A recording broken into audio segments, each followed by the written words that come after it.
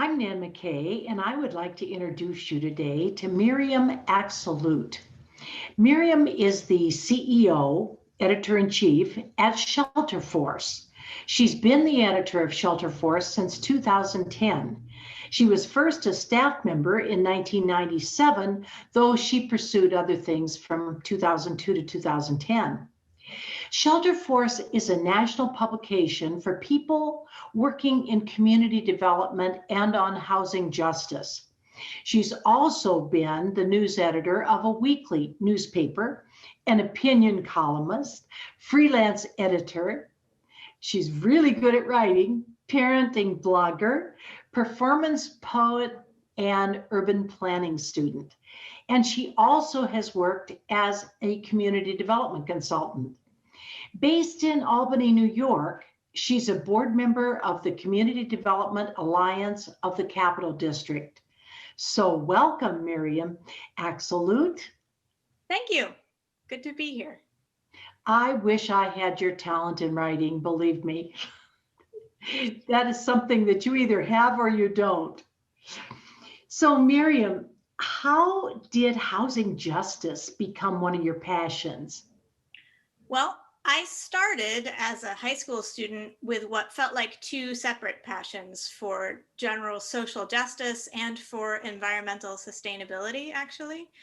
And I credit a few things: a class about urbanism in a high school summer program on the environment, a freshman colloquium I took on the American city, and both the anti-sprawl and the environmental justice movements for making the connections for me between environmental sustainability and social justice as they come together in urbanism and community development. And then it was really an internship with ShelterForce in college that really introduced me to the worlds of housing justice and community development directly, and incidentally to journalism. And I really loved learning about all these grassroots organizations working on making healthy neighborhoods and stable homes, and kind of fell in love with the movement in the field. Well, land banks and community land trusts are two complementary and increasingly popular ways to create permanently affordable housing. So tell us what these terms mean and how they are complementary. Absolutely. They are often confused for each other, but they're very distinct. So a land bank is an agency, usually a quasi-governmental agency, that takes ownership of and manages vacant land and buildings, usually that are in some kind of distress, frequently tax foreclosed. A land bank has the power to do things often like cure back taxes, clear title, and also to be intentional about how land is assembled and put back into productive use, as opposed to the typical process where a tax foreclosed property may go up for auction to whoever is the highest bidder and then just cycle through speculators to the detriment of the whole neighborhood. Now, a community land trust is an organization that holds land permanently in trust for community uses. And there can be a wide range of uses, but the most common one is permanently affordable housing. And so if a community land trust develops housing for sale, it will sell a home to a homeowner who couldn't otherwise afford to buy a house. They'll sell it at a below market price. And the land trust keeps ownership of the land, though the homeowner gets a 99-year renewable lease that they can pass down to their children. So it's stable. It's much like home ownership. In exchange for the below market price, the homeowner will accept a resale formula that allows them to build equity, but keeps them from walking away with a windfall if the market really shoots up. And this keeps the home affordable for the next buyer at the same income level without any new subsidy being needed.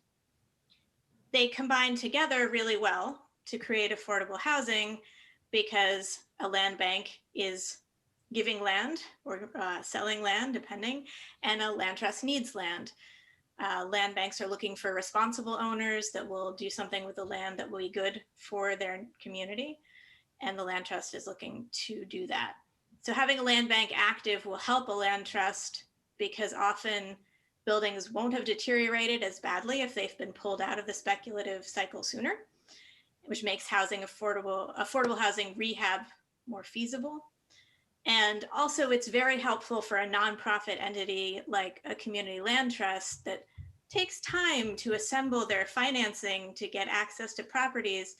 If you have a land bank that is willing to wait for that, as opposed to letting the properties get snapped up by a cash buyer. Are these mostly in large cities or are these all over? They're not limited to large cities. They are mostly in cities, and it varies. Land banks in particular, you need a state enabling legislation to set up a land bank. So there are some states that have a lot of them, Ohio and Georgia and New York, and other states that don't have one yet, that they may be working towards that, but they're not there yet. Community land trusts are all over the country, and they are present in urban, suburban, and rural areas. And when we say affordable housing, are we saying down to something that somebody that is low income or even extremely low income could afford without a subsidy?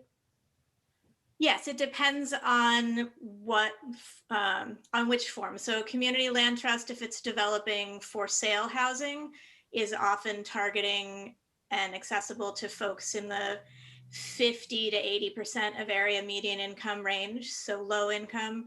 Community land trusts do also develop rental housing and sometimes also support limited equity cooperatives, and that housing will be accessible to even lower income. I was wondering about cooperatives because a lot of people in the summit have been talking about cooperatives, and in some cases, if not all, I guess, the land is owned by someone else. The cooperative?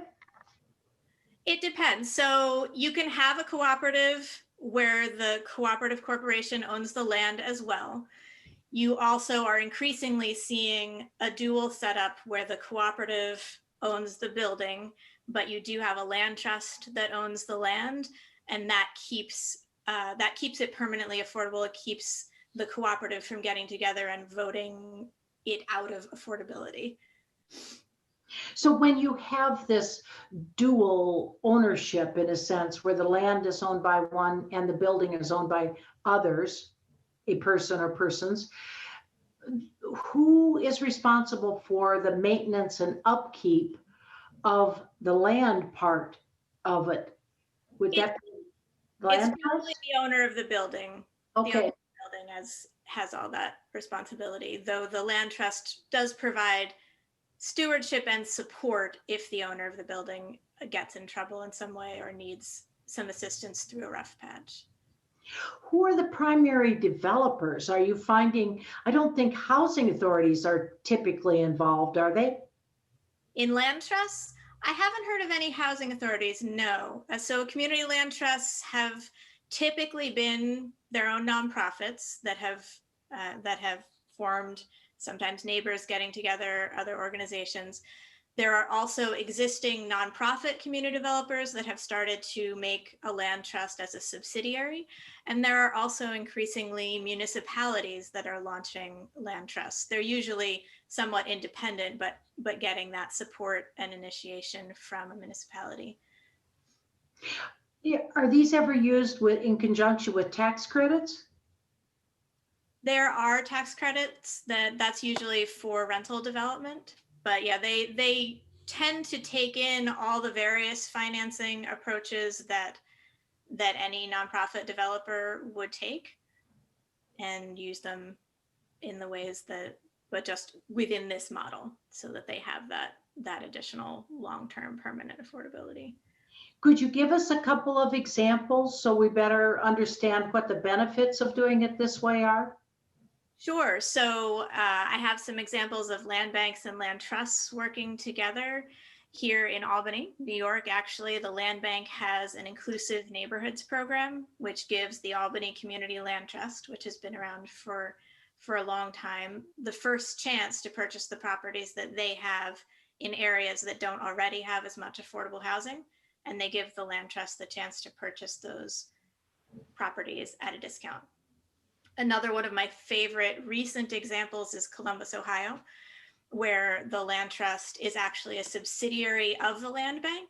that's unusual, but what they're doing actually could be achieved just as well with a partnership with an independent land trust. But Columbus had a huge amount of demolition after the 2008 foreclosure crisis. And so they had many neighborhoods with a lot of vacant land.